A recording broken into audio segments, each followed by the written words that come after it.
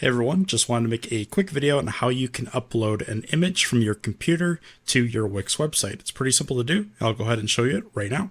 So first we have our Wix website editor right here. And let's say we want to upload an image from our computer. What we can do is go to the left-hand side here, look for the Add Elements tab, go ahead and click on that.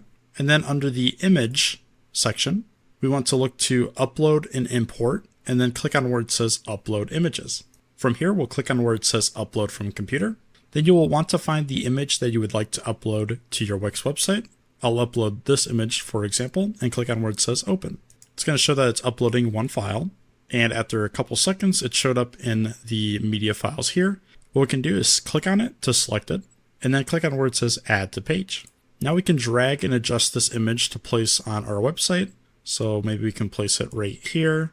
We can also adjust it to be smaller if we would like. I'll go ahead and place it right here. So that's how you can upload an image from your computer onto your Wix website. If this video helped you guys out, please leave a like. But that's going to do it for this video.